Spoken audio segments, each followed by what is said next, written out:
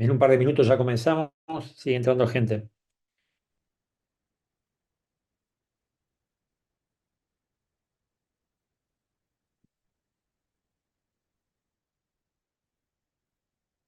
Bueno, le damos las bienvenidas a todos. Hoy convocamos a este webinar sobre telorrea que va a hablar la doctora Marcela Uchida. Ha sido organizado por distintas entidades: la Asociación de Mastología de Rosario, la Sociedad Peruana de Radiología, la Asociación de Oncología de Rosario y la Sociedad Iberoamericana de Imagen Mamario, como actividad previa a las jornadas del Cono Sur y al Congreso Civil que se van a organizar en la ciudad de Rosario en junio de este año. Están colaborando para el manejo de las preguntas y el ingreso de los participantes la doctora Frances Bergeret, la doctora Carla Darrasi y la doctora Cecilia Arballo. Tenemos que agradecer a Binomio, que es el grupo organizador del webinar y de las jornadas del Cono Sur, a Bayer por permitirnos la asistencia mediante este Zoom. Queremos aclarar que la presentación va a ser grabada y próximamente la vamos a subir. Vamos a anunciar por distintas redes la forma y los plazos. Obviamente están todos invitados a las jornadas del Cono Sur y al Congreso Civil que estamos organizando para los días 12 y 13 de junio en el Hotel Rostower de la ciudad de Rosario. También los invitamos para un próximo webinar que lo vamos a hacer el día miércoles 9 de abril a las 19:30 horas en las redes de Civil y de la Asociación de Mastología Rosario. Ya están los links para inscripción. Se van a estar organizados en esa oportunidad por la Asociación de Mastología Rosario, la Asociación de Oncología de Rosario, con el auspicio de CIVIM y de la Sociedad Argentina de Mastología. En esa oportunidad, el doctor Francisco Terrier, que es el presidente actual de la Sociedad Argentina de Mastología, va a hablar sobre la omisión de biopsia de ganglio centinela, y la doctora Borelo, que es una prestigiosa oncóloga de la ciudad de Córdoba, sobre la omisión perdón, sobre adyuvancia en pacientes de alto riesgo. Hay un link en el chat al que pueden ingresar, cargar los datos, como para dejar asentada la asistencia a la presente disertación, y a través de ese ingreso van a participar de dos medias becas para el Congreso de junio. Las preguntas las pueden hacer a través del chat, van a ser respondidas al final de la presentación. Marcela, te invito si querés ir compartiendo tu pantalla. La charla de telorrea que vamos a escuchar la va a dar la doctora Marcela Uchida, la conocemos todos, es una amiga de mucho tiempo y mucho recorrido en distintos eh, eventos que hemos compartido gratamente. Ella es médica especialista en diagnóstico por imágenes, es presidente de la Sociedad Iberoamericana de Imagen Mamaria y es la jefa del servicio de imagen mamaria de la clínica alemana de la ciudad de Santiago de Chile. Así que le damos la bienvenida y la escuchamos atentamente. Gracias, Marcela. Muchas gracias, Javier, por la presentación y muchas gracias por la presentación y la ayuda de todas las sociedades que nos acompañan hoy día, especialmente a la Sociedad de Mastología y a la Sociedad Peruana de Radiología. Bueno, hoy día, como Javier ya lo anunció, vamos a hablar de telorrea patológica, cómo enfrentarla desde el punto de vista imagenológico. ¿Ah? Vamos a avanzar aquí.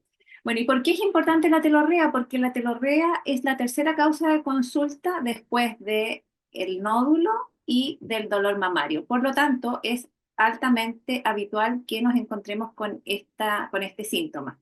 Tiene una prevalencia que va entre un 4,8 y un 7,5% y corresponde a un 5% de todos los síntomas mamarios. Por lo tanto, es algo que tenemos que manejar muy bien. Pero ¿qué es importante? Es importante definir cuándo la telorrea es patológica, porque sabemos que existe telorrea fisiológica y telorrea patológica. La telorrea patológica es la que requiere estudios imagenológicos para llegar a su etiología. ¿Y cuáles son las características de una telorrea patológica? Que sea espontánea, que sea unilateral, de un conducto único, que sea persistente en el tiempo y en general que sea sanguinolenta o transparente o cerosa, ¿ah? Como le dicen agua de roca. Para evaluar la telorrea hay que primero empezar por lo más simple, que es la anamnesis, preguntarle a la paciente desde cuándo tiene la secreción, es espontánea, mancha el sostén, qué cantidad tiene, eh, ha dado lactancia recientemente, cuándo fue su último parto, usa algún tratamiento hormonal, usa algún medicamento como por ejemplo antidepresivos. Entonces, con todo eso nosotros ya nos vamos formando una idea acerca de qué características tiene esta secreción. También hay que, obviamente, hacer un examen físico en busca de alteraciones del complejo areola-pezón, de si hay alguna masa palpable, y ahí también podremos definir si la secreción es de un conducto o de varios conductos.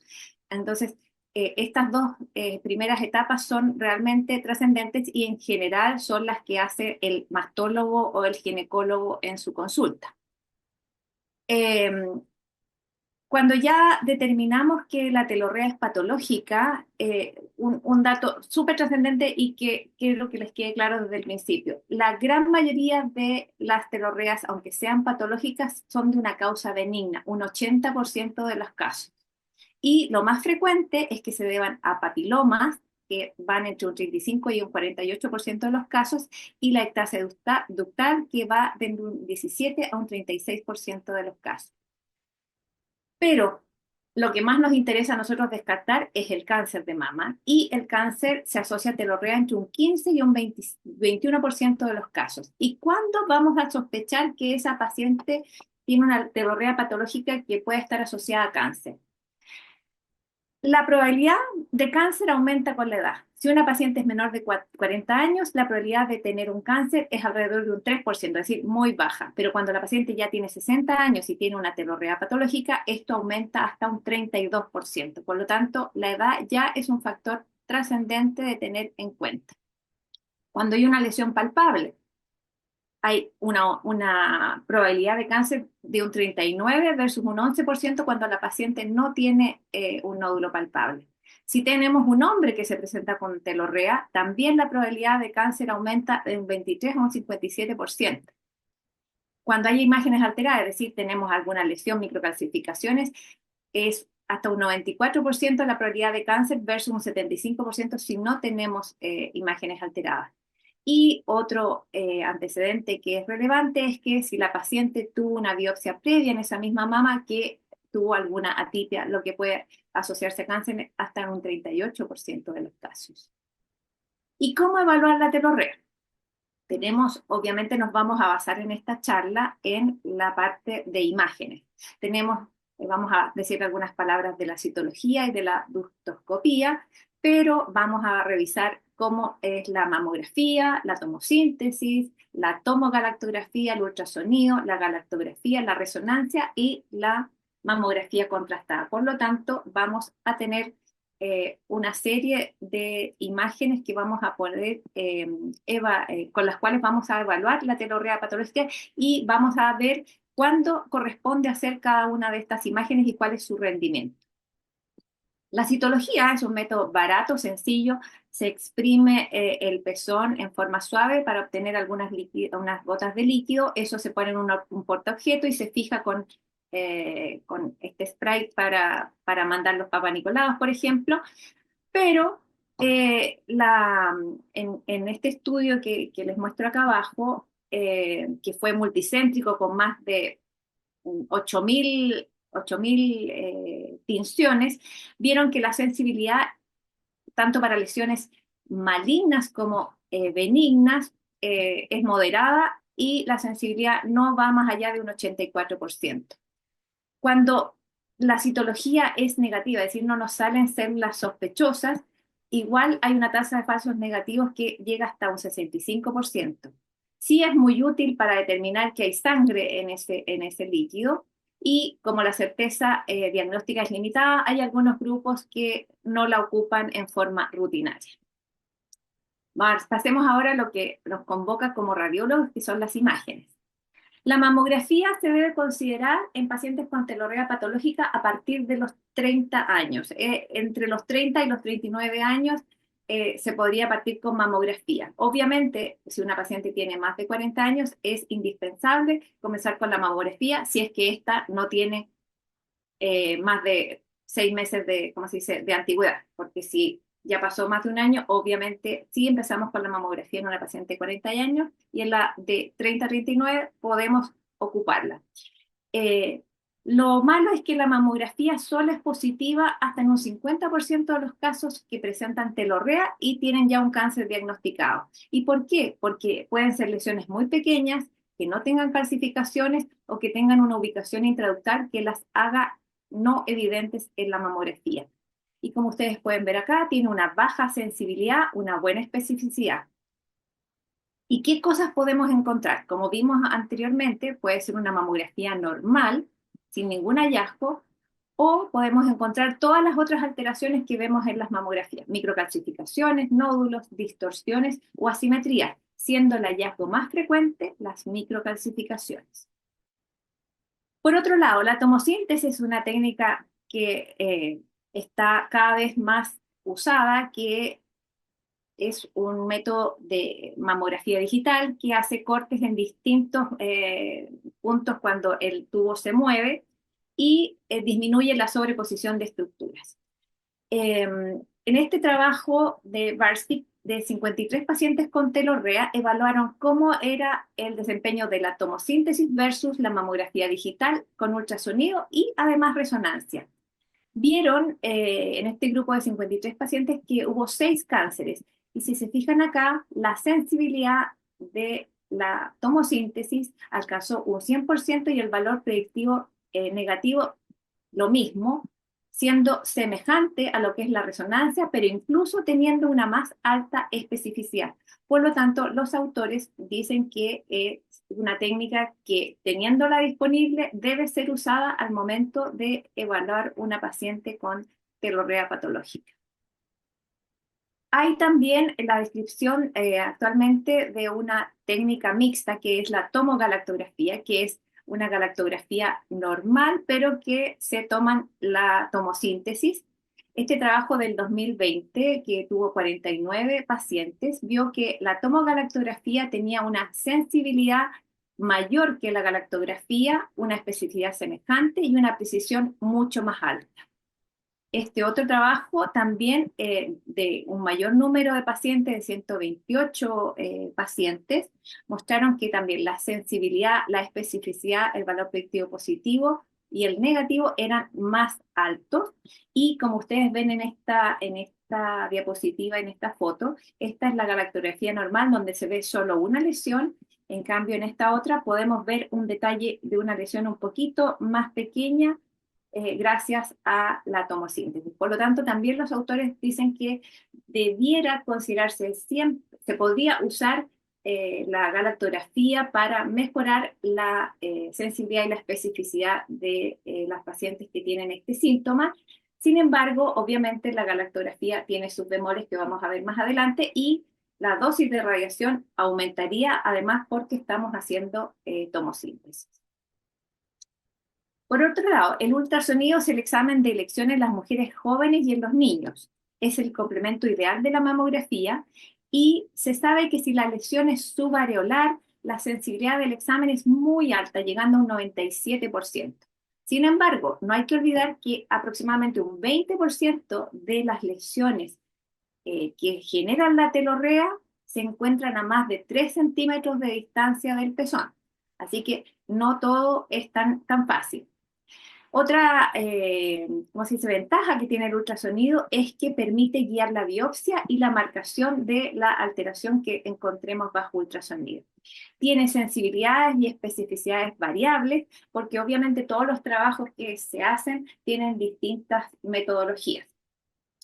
¿Y cómo evaluar la región retroalveolar? Es muy importante evaluarla en forma radial con el fin de obtener el diámetro más largo del conducto, es decir, verlo en su eje longitudinal. ¿Ah? Y hay que hacerlo como, ¿cómo se dice?, como las manecillas del reloj. Y así vamos a poder analizar cada uno de los conductos. Otra técnica que se puede usar es la compresión periférica, que nos permite también como tener un apoyo mejor del transductor con los conductos y evitando el pezón que a veces nos da sombra. Y por último tenemos la rotación del pezón, que es desplazarlo, cosa de que no nos dé la sombra y podamos ver mejor las estructuras ductales. Y otra cosa tenemos que analizar, obviamente los ductos, ver qué diámetro tienen. Si el diámetro es más de 3 milímetros, vamos a hablar de dilatación ductal o ectasia ductal. ¿Qué contenido tienen? Muchas veces los conductos tienen contenido, pero no corresponde a un papiloma porque no está vascularizado, es solamente detritus. Y también tenemos que evaluar qué características tienen las paredes, porque a veces las paredes están engrosadas, eso nos puede hacer pensar de que hay una mastitis de células plasmáticas, o una galactoforitis, o incluso un cáncer in situ. Otro hallazgo que tenemos que buscar son nódulos intraductales, como en estos tres casos, o dentro del parénquima mamario, que obviamente en este caso, como es irregular, ya nos hace ponernos con más grado de sospecha acerca de esta lesión. También podemos encontrar microcalcificaciones, como en este caso, que son calcificaciones intraquísticas o parietales. Tenemos el Doppler, que nos sirve para ver el artefacto de centelleo, o en este caso microcalcificaciones que están dentro de una lesión hipocosgénica y que fueron un cáncer papilar. Y un elemento indispensable para analizar las lesiones retroareolares o intraductales es el uso del Doppler. ¿Por qué? Porque el Doppler, como les dije en un comienzo, nos puede permitir distinguir si una lesión está vascularizada. Obviamente vamos a pensar en un papiloma, y si la lesión no está vascularizada y se moviliza, vamos a pensar que es solamente detritus. Por otro lado, la galactografía es un examen que yo en mis 27 años de radióloga de mama no lo hice nunca, y creo que existen muchos lugares donde todavía lo hacen y es una técnica que tiene un nicho, pero es difícil, irradia y usa medio contraste yodado. ¿Y en qué consiste? Hay que canular el conducto que es por el que sale la secreción, hay que inyectar contraste yodado, el cual puede tener contraindicaciones si la paciente es alérgica, y se toman las placas mamográficas en cráneo caudal y el lateral para ver el árbol ductal, y el problema es que tiene una alta número de fallas que puede llegar hasta un 30% de los casos. Tiene unas sensibilidades que van entre un 75 y un 79%, y una especificidad bastante baja que no llega a más del 50%. Los hallazgos que podemos encontrar en las galactografías es que el examen sea normal, que no haya ninguna alteración. Pueden haber defectos de Jenner únicos o múltiples, puede haber dilatación ductal, irregularidades parietales o un corte abrupto. Esas son como las típicas alteraciones de las galactografías que nos van a hablar de lesiones obviamente intraductales o que hacen efecto de masa en los ductos. Este artículo es bastante reciente y habla y se pregunta de que si debemos seguir haciendo o no la galactografía. Y bueno, es un examen que es cada vez menos usado, irradia, técnicamente es muy laborioso, causa algún grado de desconfort de la paciente, y estos autores consideran que el rol de la galactografía debiera ser en aquella telorrea patológica que tiene exámenes convencionales negativos, o cuando está contraindicada la resonancia, o cuando la resonancia no está disponible, o cuando la resonancia es no concluyente o presenta múltiples hallazgos. Es decir, es un examen que ya está en retirada, que podríamos decir que lo deberíamos dejar como en tercera línea. Por otro lado, la resonancia ha ganado cada vez más espacio en el estudio de los pacientes con telorrea patológica, y es el método de elección en aquellas mujeres que tienen mamografía y ultrasonido normal, y es una recomendación del EUSOBI y del Colegio Americano de Radiología. Es importante que ustedes sepan que, como en general las lesiones que producen la telorrea patológica son intraductales o periductales, la sensibilidad y la especificidad de los resonadores de mayor teslaje son más altas. Así que obviamente si uno puede elegir dónde hacer una resonancia, obviamente mejor un 3 Tesla para analizar estas estructuras más pequeñas. Cuando la causa es maligna de la telorragia, las sensibilidades son muy altas, llegan hasta un 100%, igual que el valor predictivo negativo, y una especificidad moderada de hasta un 68%. Además, permite una mejor localización y extensión de la lesión que puede, ¿cómo se dice?, ayudarle al cirujano a planear en forma óptima su cirugía si esta es necesaria. Acá hay un resumen de las distintas sensibilidades de la resonancia en la detección de cáncer de mama en pacientes con telorrea patológica y van desde algo tan bajo como 40% hasta un 100%. Los hallazgos que podemos ver en la resonancia, podemos ver conductos hiperintensos en T1 en forma espontánea debido a la presencia de contenido proteináceo o sangre. En T2 también los conductos pueden ser hiperintensos, si es que tienen solamente líquido, pueden ser hipointensos cuando tienen contenido adiposo. También podemos ver captaciones tipo no masa de distribución segmentaria, lo que nos va a hacer pensar en que probablemente ahí hay una patología maligna asociada. Podemos ver captación heterogénea del contraste, como en este caso, o lesiones nodulares o lesiones tipo masa, es decir, una gran cantidad de hallazgos podemos evaluar con la resonancia magnética. También existe la ductografía con resonancia y que está la directa y la indirecta. La directa es lo mismo hacer una galactografía canulando el conducto y obviamente ahí se inyecta, ¿cómo se dice?, gadolinio diluido y después se puede echar gadolinio con yodo y hacer una galactografía con mamografía o solamente gadolinio diluido y vamos a hacer una galactografía con la resonancia. Esa es la directa y obviamente es el doble de cara porque tienes que canular y hacer todo el proceso y además hacer la resonancia. Y la indirecta es aquella que se hace usando secuencias pesadas de T2 que nos permiten resaltar mejor los conductos que tienen líquido y por lo tanto es una galactografía como virtual.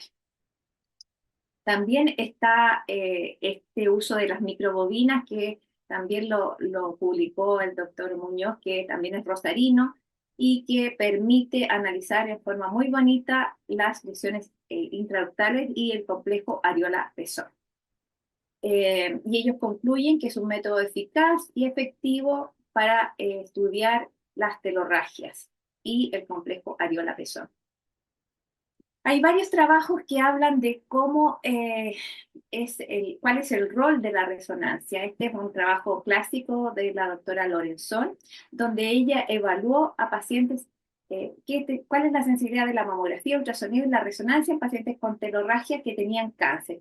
Y obviamente la resonancia tenía una alta sensibilidad, igual 100%, y una especificidad moderada a alta de un 79%.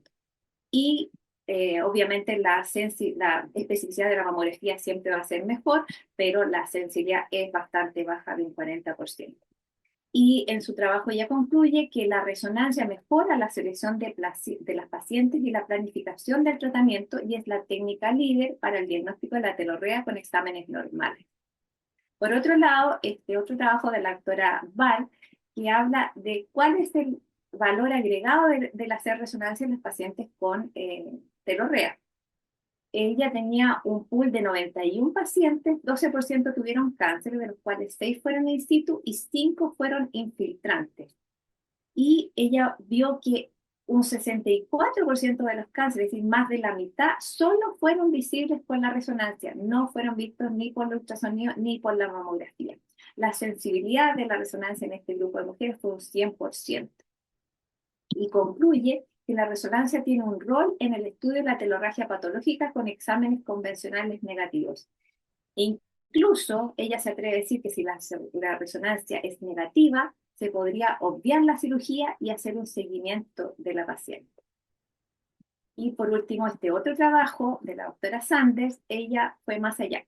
Ella comparó un grupo de pacientes con telorrea patológica que fueron directamente a cirugía y un grupo con telorrea patológica que primero, antes de hacer cirugía, se hicieron resonancia magnética. ¿Y qué vio? Que hubo en este grupo de solo cirugía 7% de cánceres, 7 in situ y un ductal infiltrante, y estas pacientes que se operaron sin tener estudio de resonancia tuvieron un 75% de reoperaciones por bordes positivos. Es altísimo. Y las pacientes que tenían telorrea, pero se hicieron resonancia, se encontraron 9,4% de cánceres, 8% fueron in situ, y el falso negativo fue una enfermedad de Payet, que en general eso es el examen clínico el que nos hace el diagnóstico. La sensibilidad alcanzó un 87,5, la especificidad un 71,4 y el valor predictivo negativo de un 98,2%.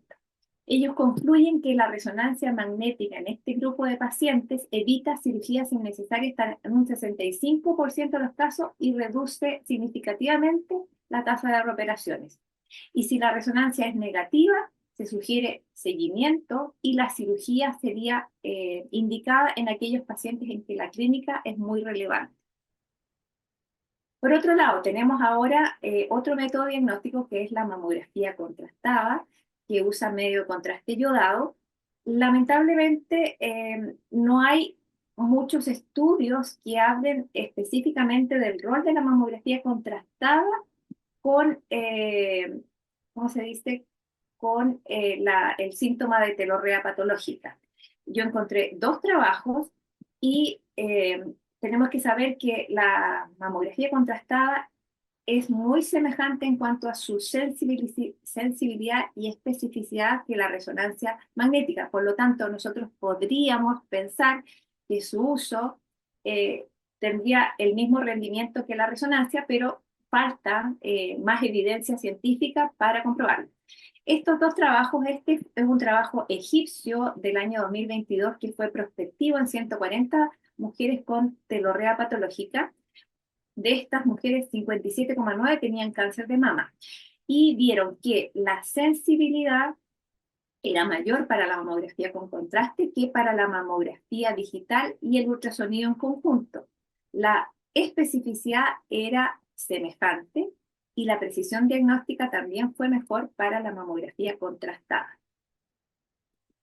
Eh, y ellos concluyen que es una herramienta valiosa en el diagnóstico y en la detección de cáncer asociados a telorrea, si los hallazgos de la mamografía y ultrasonido son equívocos y tienen mayor impacto en determinar la extensión de la enfermedad, lo cual puede significar un cambio en la estrategia de tratamiento. Y este es el otro trabajo que es un trabajo retrospectivo, multicéntrico, que se hizo en mujeres asiáticas de Singapur y de Taiwán.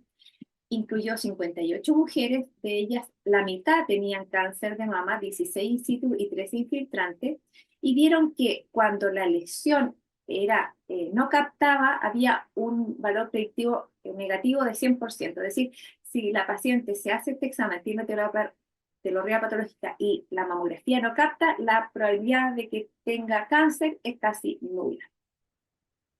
Y vieron que la sensibilidad llegó a un 100%, la especificidad un 62%, el valor predictivo negativo 100% y el positivo 72,5% y una certeza diagnóstica de un 80%, lo que es mucho más alto incluso que lo que es la mamografía digital y el ultrasonido combinado.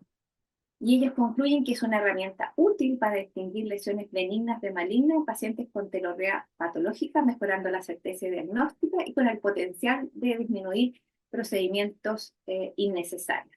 También vieron que cuando las lesiones captaban y tenían mayor de 1,5 centímetros, también era mayor la posibilidad de que estas lesiones fueran cancerosas y obviamente si cumplían los criterios de sospecha como bordes irregulares o captación heterogénea del contraste.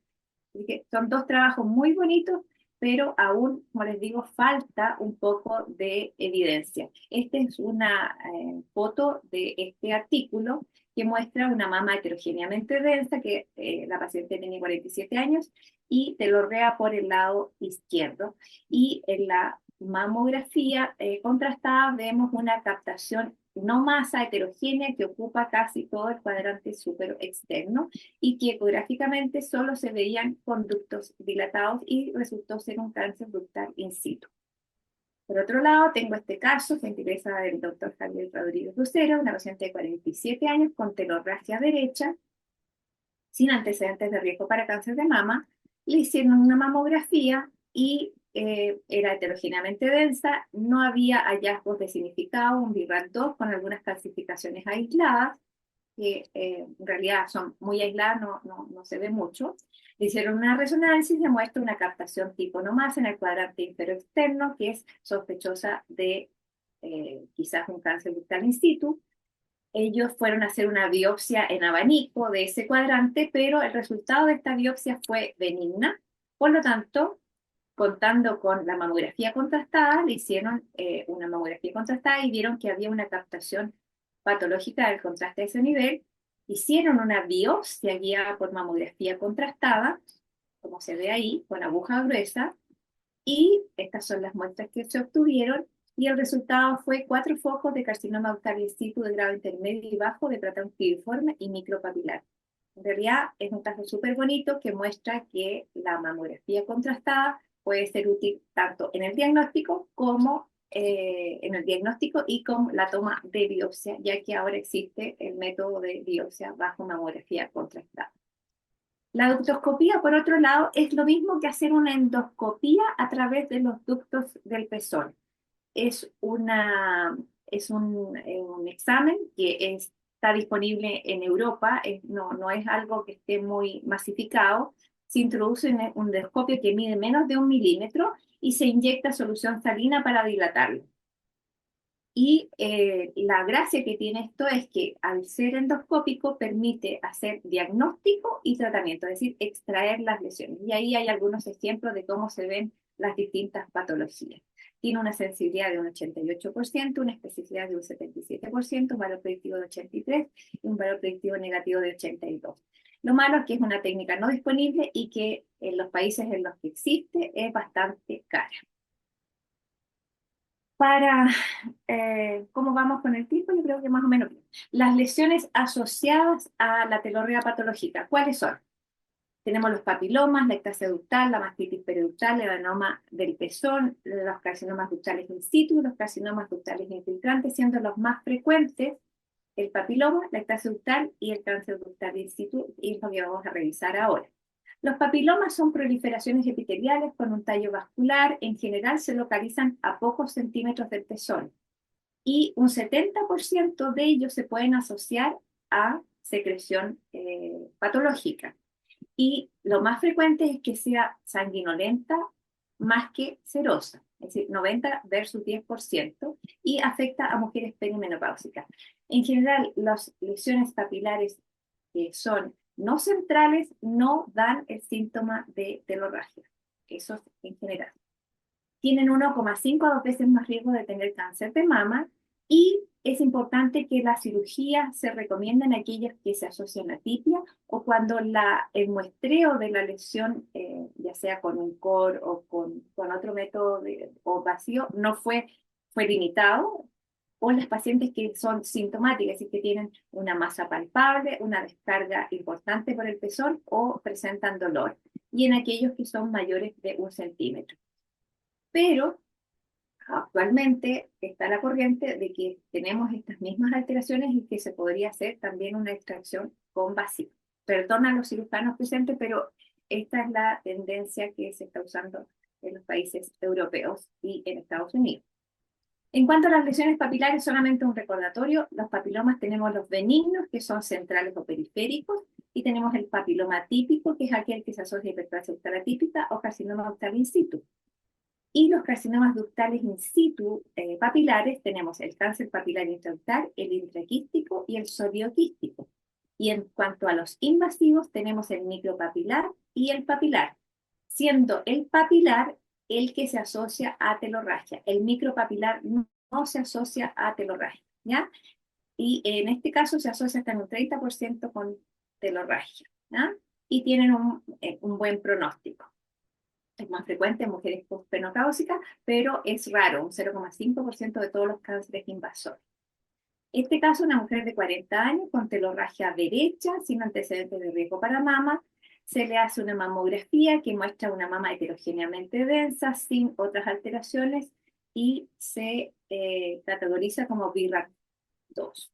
Ecográficamente es fácilmente evidente que hay una dilatación ductal retroareolar por esta masa que se ve en los dos planos y que al examinarla con Doppler color tiene flujo sanguíneo al Doppler color, por lo tanto se somete a una biopsia core siendo concordante con un papiloma intraductal. Este otro caso es de un varón, es que interesa a la doctora Beatriz González Ulloa, un varón de 57 años con telorragia izquierda de una semana de evolución. La hermana de este paciente tuvo cáncer de mama. Se le hizo una mamografía donde, si ustedes se fijan, se ve ginecomastia bilateral y en esta zona hay una imagen más nodular. La mamografía contrastada muestra una impregnación de esta lesión nodular, algo heterogénea, de márgenes como lobulados. Y acá tienen las placas mamográficas 2D o 2D, y esta es la mamografía contrastada. Y la pieza quirúrgica es esta, y resultó ser un papiloma intraductal asociado a hiperplasia de tipo usual. Y el tamaño del papiloma es muy concordante con lo que se veía en la mamografía contrastada. Otra de las enfermedades que puede producir ectasia ductal es producir la telorragia, es la ectasia ductal, que es un proceso inflamatorio no proliferativo, y se debe a cambios endoluminales o a pérdida de la lectina de los conductos galactóforos. Se puede manifestar por telorrea, por dolor e inflamación, y en estos casos también puede existir la mastitis periductal. La etiología es poco clara, es más frecuente en pacientes perimenopáusicas, fumadoras y con el pezón invertido. En la mamografía, ¿qué vamos a poder ver? Nódulos densos o hipodensos, dependiendo del tipo de contenido que tengan, o imágenes tubulares retroareolares. La tomosíntesis es un examen muy útil, como les muestro acá. Acá tenemos una paciente que tiene mamas extremadamente densas. Acá ya en la mamografía, en la cortes de la mamografía sintetizada, vemos algunas áreas como hipodensas con un fino pared, y al close-up ustedes se fijan acá que son estructuras tubulares que están dilatadas y que corresponden a una ectasia ductal. En ecografía vamos a ver conductos prominentes que miden más de 3 milímetros y que pueden o no presentar ecos en suspensión, como en este caso. Lo importante es siempre examinar estas secreciones o estas áreas más ecogénicas con Doppler para ver si tienen o no flujo. Y en la resonancia vamos a ver un aumento del diámetro de los conductos, que pueden ser hiper o hiperintensos en T2 e hipo e hiperintensos en T1, dependiendo del tipo de secreción que contengan estos conductos. Esta paciente de 50 años tiene la telorrea izquierda amarillenta, sin antecedentes personales o familiares de cáncer de mama. Tenemos una mamografía sintetizada que se ven mamas heterogéneamente densas. Quizás acá se puede ver mejor que hay como unas dos líneas paralelas, y en este close-up vemos cómo se ven estas finas paredes con contenido hipodenso y que corresponden a conductos galactóforos que tienen contenido adiposo en su interior. Ecográficamente correspondía a estas imágenes casi saculares, retroareolares, bilaterales. Este otro caso es un niño de 8 años que consulta por aumento de volumen retroareolar bilateral y telorragia bilateral. Si ustedes se fijan, se ven como medios morados los pezones de este niño, las areolas de este niño. El primer examen que hicimos a este paciente de 8 años fue una ecografía, y en el lado derecho veíamos una lesión quística, y en el lado izquierdo veíamos dos lesiones quísticas, una de ellas con un mamelón sólido que presentó flujo al Doppler color. Nuestra impresión fue que podría ser un papiloma, pero este niño, como obviamente le molestaba mucho, era bilateral, no se le hizo una biopsia percutánea y fue directamente a pabellón. Ahí tenemos la pieza operatoria del lado izquierdo y resultó ser ectasia ductal. Y la patóloga nos explicó que esa área vascularizada era solamente tejido granular que por algún motivo tenía flujo.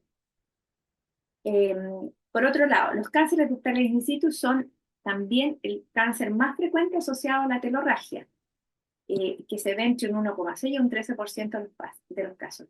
Si la telorrea se asocia a masa palpable, en un 60%, si hay masa palpable, la posibilidad de que sea un cáncer es mucho mayor. Y los carcinomas sintomáticos, que son aquellos que pueden producir telorrea, versus los asintomáticos, tienen algunas diferencias. ¿Cuáles son? Que los sintomáticos se ven en mujeres más jóvenes, son de tamaños más grandes al momento del diagnóstico y son cánceres ductales in situ de mayor grado histológico. Hay mayor proporción de triple negativos y de HER2, como lo habíamos visto, que son de grados histológicos mayores, y tienen una mayor tasa de recurrencia. También es más frecuente que los sintomáticos se asocien a masas y es menos probable que tengan calcificaciones. ¿Ah? Y por eso, en este tipo de carcinomas ductales in situ, el rol del ultrasonido es mucho más alto que el de la mamografía porque no son calcificados. ¿Ah? Y como ustedes ven ahí, son lesiones que son nodulares y, por ejemplo, esta tiene un alto flujo al Doppler color, en esta tenía una área hipocogénica y tenía microcalcificaciones, pero esto no es lo más habitual. Este caso fue una paciente de 29 años que tenía una plastía reductiva y una telorragia izquierda de hace un año, pero que se hizo más persistente el último mes. Se le hizo una mamografía donde se ve que hay distorsiones arquitecturales producto de la plastía y además hay microcalcificaciones en la mama izquierda que ustedes ven en este close-up, que son heteromorfas y algunas de distribución lineal con dirección al pezón. Ecográficamente se veía estas áreas hipocogénicas con microcalcificaciones y la biopsia core dio como resultado un cáncer in situ de grado intermedio y alto con focos de microinvasión.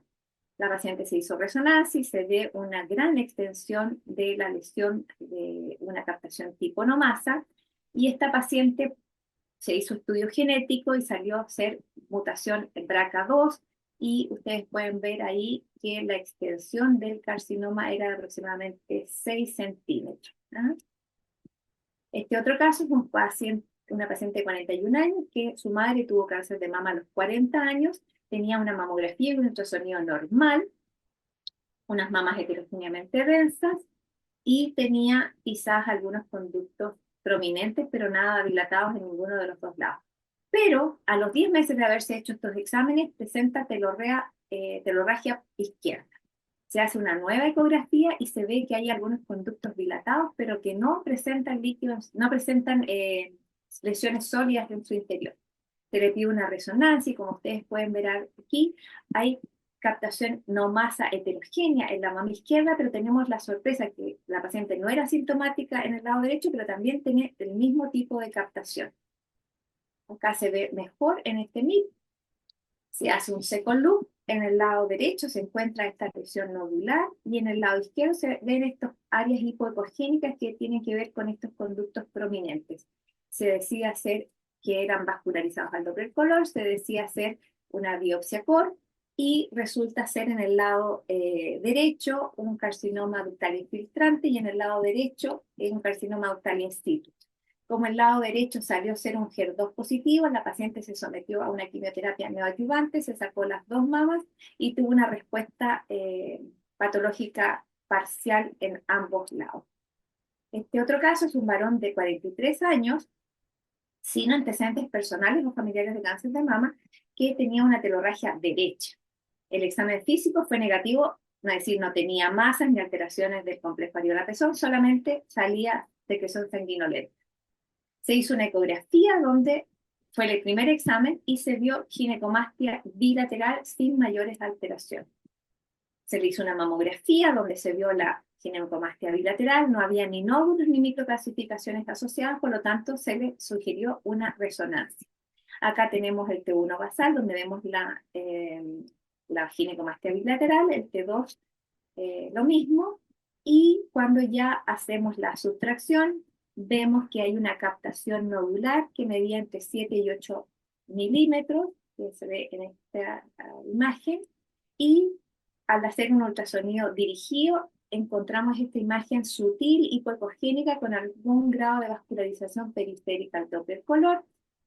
El paciente igualmente iba a ir a cirugía, por lo tanto no se hizo biopsia percutánea, y el resultado fue un carcinoma ductal in situ de la mama, que es un hallazgo muy poco habitual. La gran mayoría de los pacientes hombres que tienen telorragia tienen un cáncer infiltrante, pero en este paciente algo excepcional fue un cáncer in situ.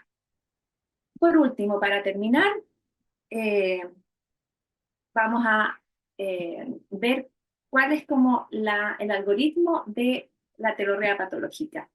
Dependiendo de la edad, vamos a empezar, vamos a hacer la mamografía y ultrasonido. Si es sospechosa, vamos a ir a una biopsia. La biopsia es benigna, ahí se acabaría el problema en el sentido que podría ir a control o a una eventual cirugía si la paciente le molesta mucho esta telorrea.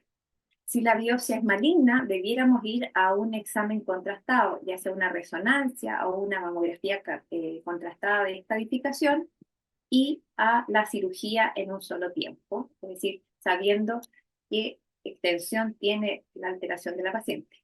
Si la mamografía y ultrasonido son negativos, siempre debemos hacer un examen contrastado. La resonancia es la que tiene más peso por todos los trabajos que hay, pero la mamografía contrastada está siendo una alternativa.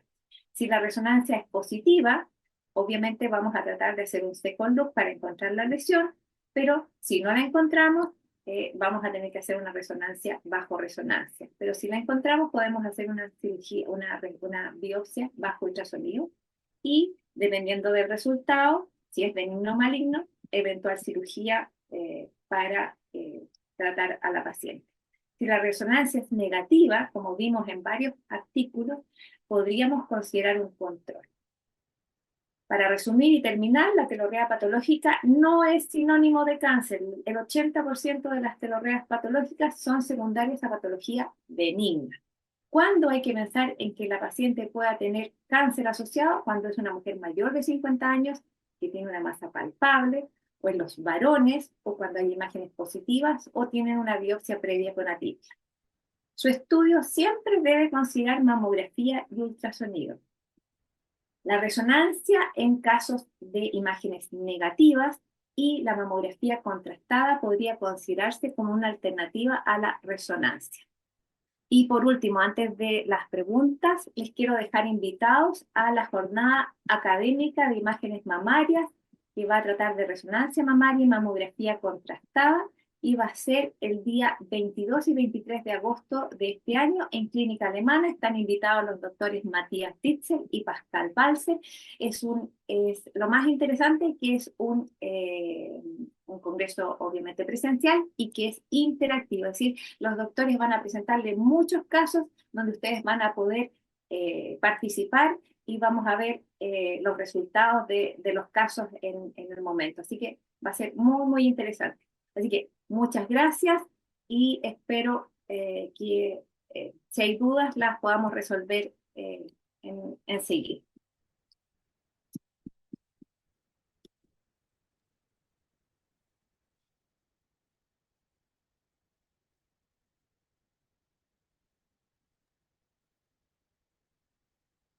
Gracias, Marcela, muy claro, muy gráfico. Eh, Ahora Carla y Frances van a hacer algunas preguntas que se compartieron por el chat y continuamos. Bueno, buenas noches. La primera pregunta, Marcela, que te hacen es si consideras siempre la biopsia percutánea de ser posible, o hay casos en que no la en que recomienda la cirugía como primera opción. Eh, en el centro que yo trabajo hemos considerado siempre la biopsia percutánea como primera opción. Yo les mostré dos casos en los cuales las pacientes fueron directamente a cirugía. Fueron un niño de 8 años que obviamente la posibilidad de que un niño de esa edad tenga un cáncer de mama es casi nula, y tenía una sintomatología muy importante y que obviamente la cirugía iba a ser diagnóstica y terapéutica. Y en este hombre que obviamente tenía ginecomastia y además tenía esta lesión que captaba en la resonancia, y el tratamiento, lo único que iba a cambiar y que la vimos como era lo único que hubiera cambiado y que hubiese sido en hacer el ganglio centinela, que si hubiera sido un cáncer infiltrante, que es lo más frecuente en un hombre, hubiese ido directamente a la cirugía con ganglio centinela, pero tuvo la suerte que fue un cáncer in situ, así que el paciente fue a la cirugía y no tuvo que entrar de nuevo a pabellón. Pero nosotros consideramos que siempre es importante tener una biopsia percutánea previa, lo que lo permite al cirujano planear mejor su cirugía. Bien, tenemos otra pregunta. Dice, cuando la resonancia es negativa, mamografía y ecografía también, ¿el control posterior estaría indicado en 6 meses o 12 meses? En 6 meses. Perfecto. Otra pregunta, ante un hallazgo por ultrasonido en una paciente asintomática, ¿considera que hay que profundizar la evaluación? Una paciente asintomática con ultrasonido positivo, es decir, encontré un nódulo, quizá un papiloma, o Exacto, eh, exacto. Esa es la yo creo pregunta. que, yo creo que si la lesión cumple criterios sospechosos, le voy a indicar una biopsia percutánea. Y dependiendo del resultado de esa biopsia percutánea, sí le recomendaríamos otro examen, por ejemplo, contrastado. Porque si te sale, por ejemplo, un carcinoma in situ o un papiloma con atipia, obviamente es mejor etapificar a esa paciente antes de que vaya a la cirugía.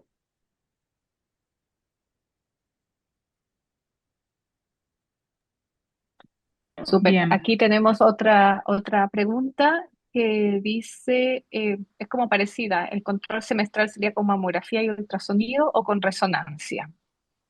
Yo creo que lo haría con resonancia, porque si la mamo y la eco fueron negativas, la resonancia es negativa, pero la paciente sigue con clínica, le daría una resonancia de control a los 6 meses para demostrar que no hay ninguna lesión que capte y las resonancias sabemos que tienen un valor predictivo negativo casi de un 100% en estos casos. Entonces, preferiría solamente hacer un examen y sería la resonancia. Súper. Y acá tengo otra pregunta que es también parecida. Dice una paciente con telorragia y citología sospechosa, pero los Ujú. exámenes de imágenes negativos, incluida la resonancia magnética, ¿las concluye BIRATS 2 o BIRATS 3 y control? Las resonancias o las mamografías o los ultrasonidos se concluyen según los hallazgos de la imagen. Si yo tengo una citología positiva, eso no tiene que cambiar mi apreciación del BIRAT, porque si yo no tengo ninguna lesión, no le puedo poner BIRAT 3 porque tengo una citología positiva. Puedo describirlo, eso sí, pero mi BIRAT va a ser BIRAT 2 o 1 si es que no tiene hallazgo.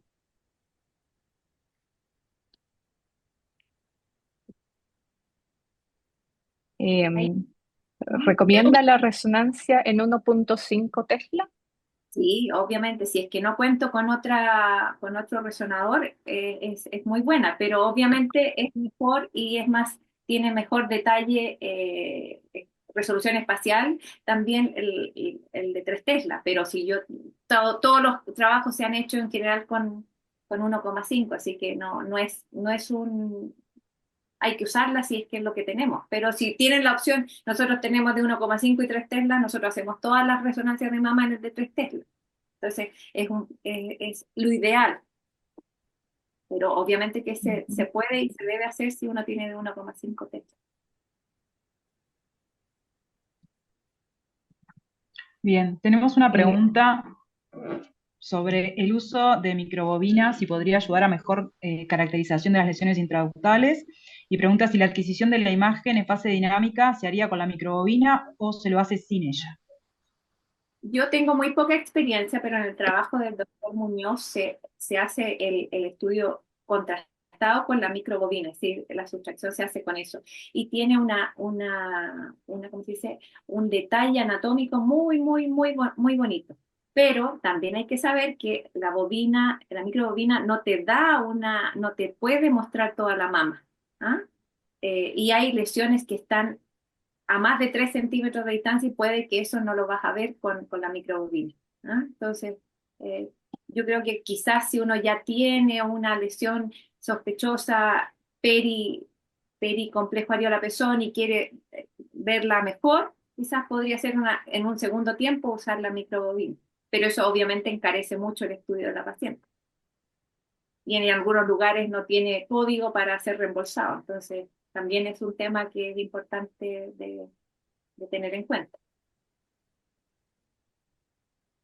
Doctora, una paciente Y con bueno, sea patológica, con mamografía y ecografía normales, que tiene en la resonancia un hallazgo de un realce lineal retroareolar, que no es una resonancia negativa, pero ¿qué grado de sospecha uno le puede adjudicar a esa imagen? ¿Es un grado de sospecha suficiente como para indicar una biopsia o podría también controlarse en un tiempo prudencial? Lo que pasa es que es una cosa, los realces no masa lineales son sospechosos. Entonces, tenemos, y con una clínica positiva, la indicación es biopsia. Idealmente, ver algo en ecografía para no hacerle una biopsia bajo resonancia, pero si no queda alternativa, biopsia bajo resonancia, o como hizo Javier, hacer una mamografía contrastada y hacer una biopsia con mamo contrastada, que es mucho más llevadera para la paciente, más barata que una biopsia bajo resonancia. Y ver si se duplica la imagen, es decir, se repite o se replica la imagen y poder hacerlo bajo ese otro método. Pero cualquier captación lineal retroareolar en una paciente con clínica, indicación de biopsia. Hay otras preguntas. Si las lesiones nodulares intraductales menores de 5 milímetros, ¿qué tipo de biopsia recomendaría?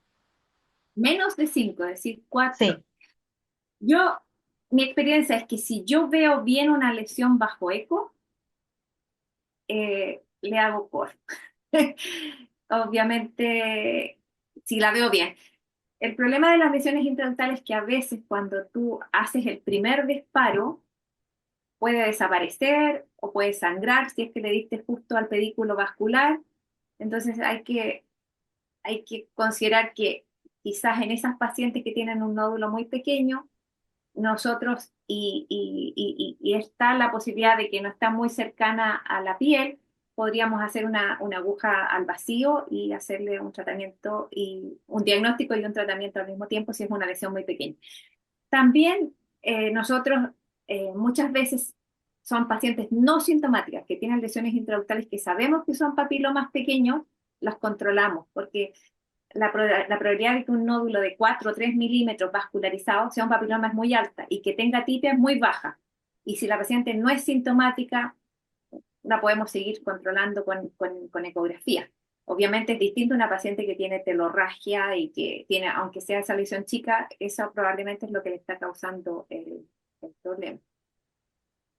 Bueno, muchísimas gracias, Marcela. Muy claro todo, muy claro los casos y muy prácticos. Obviamente esto lo tenemos que llevar cada uno a su entorno, a su lugar de trabajo y a la disponibilidad de tecnología que tengamos en cada lugar donde nos toque desempeñarnos, ¿no es cierto? Aprovechando al máximo lo que tengamos a mano. Agradecemos de nuevo a la Asociación de Mastología Rosario, a la Sociedad Peruana de Radiología, a la Asociación de Oncología Rosario y a CIVIM, obviamente, también a Bayer y a Binomio. Estén atentos al tema de las redes de la Asociación de Mastología Rosario y de CIVIM, que en los próximos días van a salir publicados los ganadores de las dos medias becas para las jornadas del Cono Sur y para el Congreso de CIVIM en junio. Y asimismo vamos a subir los enlaces y el link para la charla esta que quedó grabada y en pocos días las vamos a subir por los que no pudieron verla, por si alguno quiere revisar algún punto en particular. Nada más por parte nuestra, muchísimas gracias a todos por asistir y también recuerden la actividad del 9 de abril. Muchísimas gracias. Gracias, buenas noches.